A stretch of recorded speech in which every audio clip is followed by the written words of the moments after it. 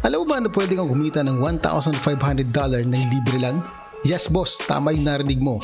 What para sa karamihan, it might sounds too good to be true. Pero sobrang dami na kumita dito mga boss. Tulad na lang ng trader na to, nagawa niyang kumita ng mahigit $50,000 ng libre. Ito namang isa umabot ng $40,000 ang kinita niya at napakarami pang iba. So sa video na to, ituturo ko sa iyo kung paano. So in 3, 2, 1, let's go!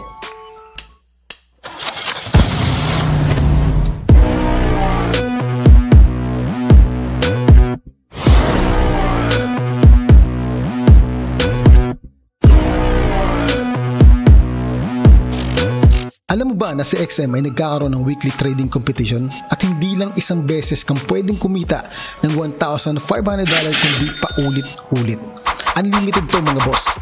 Ang kailangan nyo lang gawin is to create a real account kay XM at kung wala ka pang account, meron tayong link sa description ng video na to, so make sure to click that link. Libre lang naman ang pag-create ng account and make sure to verify your account. Pero sa mga kapanood ng video na to at meron na silang account kay XM, all you need to do is log into your account, click the competition menu sa left side corner ng dashboard mo at mapupunta ka na sa page na to.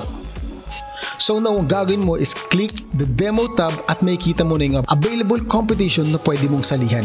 Now as you can see here, meron lang tayong few hours at magsisimula na ang susunod na competition. Kapag napanood mo tong video na to right after kung ma-upload, make sure na makapag-create ka na kagad ng account para makasali ka. So paano ba makakasali sa competition? Simple lang mga boss. Just click the available competition and then click join demo and then create password. So para sa kalaman ng lahat, ang password na to ang magagamit mo sa pag-login sa yung MT5 demo trading dashboard para magawa mo makapag-trade. So make sure na hindi mo makakalimutan yung password mo and then confirm by clicking the checkbox and then click save.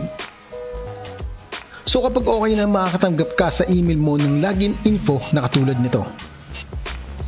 So paano mo ba magagawang kitain ng libre yung $1,500 ng paulit-ulit? Well of course, syempre hindi naman yun ganun kadali. Kaya nga tinawag siya na competition dahil kailangan mo makipag-compete sa lahat ng mga asaling trader. Kung magagawa mo matapos ang 7 days trading competition na nasa first place ka, ay mapupunta sa iyo ang cash reward na tumataginting ni $1,500. Pero just in case, sabihin natin na pumasok ka lang sa top 12 bago matapos ang competition, magagawa mo pa din kumita ng around $300. Not bad na, di ba? Pero sabihin na natin na nasa top 20 ka nakapasok bago matapos ang competition, meron ka pa din kikitain na $200 ng libre. Eh what if asa top 35 ka nakapasok? Well, meron ka pa rin matatanggap na around $100. Eh what if talagang minalas-malas ka at asa top 50 ka lang nakapasok? Well, meron ka pa din matatanggap na $50 ng libre. So, pwede na yung pang-extra rice mga boss.